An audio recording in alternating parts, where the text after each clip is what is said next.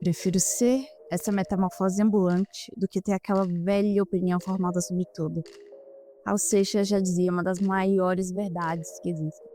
Mudar de ideia é incrível, é libertador. Só que, ironicamente, é uma das coisas mais difíceis que a gente pode fazer. A gente é muito apegado às nossas verdades, às nossas ideias. E a gente não larga mão disso por nada. Mesmo com fatos diante da nossa cara, a gente não aceita a mudança. E por que isso acontece? Por que a gente é tão apegado a essa ideia do eu sou assim, eu penso assim, eu só ajo assim? Isso é porque o nosso ego é muito inflado. O ego é a parte da gente que forma a nossa personalidade, ou seja, é quem a gente é o seu eu. Freud já falava disso, né, na psicanálise. O ego ele vem se formando desde que a gente é criança. Então, quando você vai para a escola, dependendo da forma que você age, você é classificado como o artista se você desenha muito, como o nerd se você estuda muito, como o esportista, por aí vai. E a gente vai pegando nessas informações que as pessoas nos dão e construindo o nosso senso de identidade. O problema é quando isso se torna tão exacerbado que a gente não consegue admitir algo que é diferente da gente. A gente começa a se achar tão incrível e tão superior com as nossas crenças que tudo que vem do outro a gente já julga, já descarta, já acha que a pessoa ela é inferior pelo modo que ela pensa, pelo modo que ela vive. Isso é o nosso ego inflado, o nosso ego fora de controle. Quando seu ego ele é tão gigante, você não consegue mudar de ideia. Você não consegue ser essa metamorfose ambulante que o Raul Seixas ele fala. Tem um livro que eu tô lendo que é Como Fazer Amigos e Influenciar Pessoas. O autor ele fala justamente disso. A gente não consegue mudar a opinião do outro, mesmo com fatos. Por que isso acontece? Porque a gente vê o contraponto às nossas opiniões, às nossas crenças, como uma ameaça. E na natureza, quando o animal ele é ameaçado, o que ele faz? Ele se defende. Então é isso que acontece. O nosso cérebro, ele interpreta tudo isso como um grande estresse e ele entra no modo de autoproteção, no modo de autodefesa. Então, quando você contrapõe uma pessoa, ao invés dela parar e refletir e aceitar ou não, né? O que você tem a dizer, ela entra no modo defensivo. E por mais absurdo e lunático seja a opinião da pessoa, ela defende isso com unhas e dentes. Isso tem inclusive um nome que é Backfire Effect, é justamente esse estado de autopreservação. Você já deve ter percebido isso quando você tentou discutir política ou futebol, alguma crença moral de uma pessoa que era muito fanática por aquilo que ela acredita. Ela não muda de ideia por nada. Isso é o ego da pessoa gigantesco, gritando dentro dela.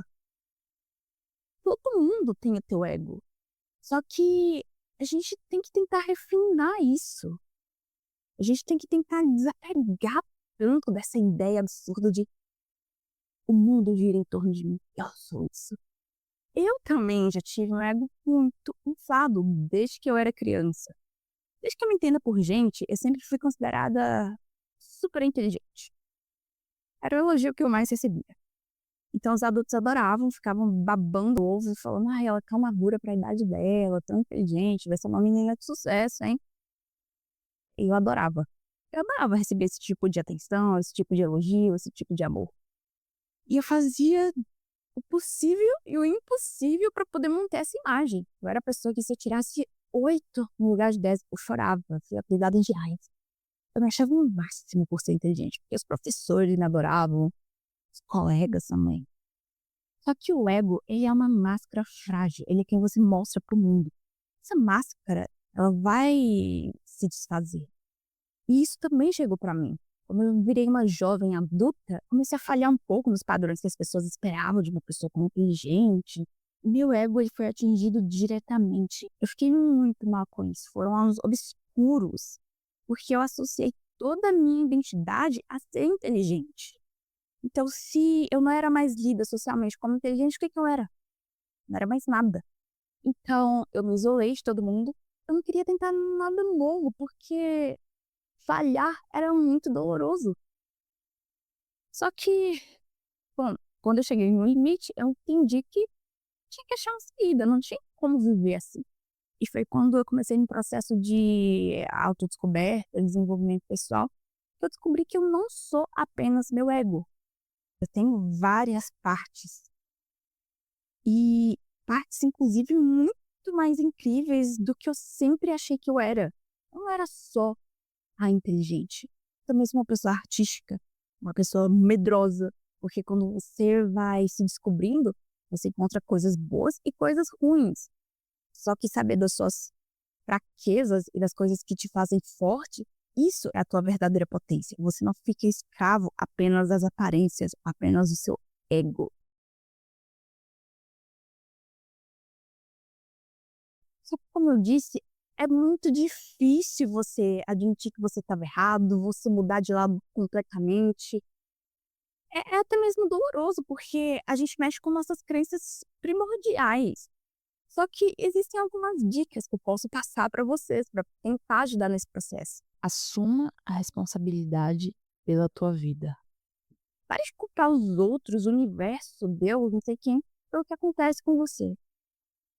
Você é responsável pelas suas próprias ações e pelos resultados que você tem em decorrência disso.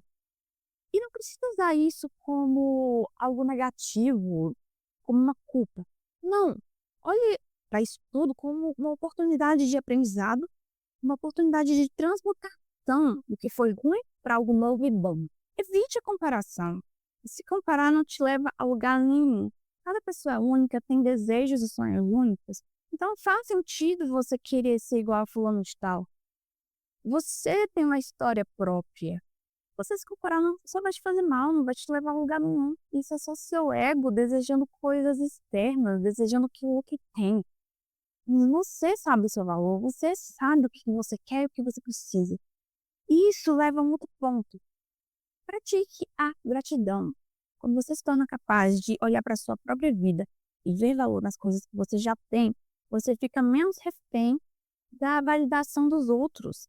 Você não espera o elogio ou incentivo de outras pessoas. Você já tem tudo que você precisa, você é grato por isso. Você mesmo se auto-preenche. Ouça as outras pessoas ativamente. Isso é muito difícil, porque a gente não é ensinado a ouvir. A gente é ensinado a escutar. E tem uma diferença entre ouvir e escutar. Escutar é quando você está conversando com alguém e você já está pensando na resposta que você vai dar. Porque você quer parecer inteligente, esperto, quer sempre ter uma opinião sobre alguma coisa. Isso não é ouvir, isso é escutar. Quando você se coloca apto a ouvir, ou seja, a estar lá 100% presente para a pessoa, a assimilar o que que ela tem para te dizer, você coloca em xeque seu ego, porque o foco sai de você para o outro. E o outro sempre tem alguma coisa interessante para ensinar pra gente. Por mais absurdo que a gente ache, a gente sempre pode tirar algum ensinamento da palavra do outro. Então, ouça as pessoas, se coloque no lugar do outro e assimile o que aquela pessoa está te falando com sinceridade. Pratique a humildade. Isso é muito difícil. De todos os conselhos para a dissolução do ego, esse talvez seja o mais difícil. Mas são conselhos tão valiosos que pessoas como Jesus já falavam disso pra gente há mais de 2000 anos atrás. Pratique a humildade. Isso é o quê? É você tentar se colocar no lugar do outro. É você tentar entender a mensagem que a pessoa está te passando, tentar entender as ações do outro sem julgar de uma forma tão pesada. Tentar ter empatia pelo outro, se colocar no lugar do outro. Isso é uma tentativa de você aprimorar a sua humildade. Só que é muito difícil porque você tentar ser humilde é justamente você olhar para aquela pessoa que você odeia, que você fala mal e admitir que talvez ela seja o gênio e você que esteja burro da situação. Olha como isso é difícil.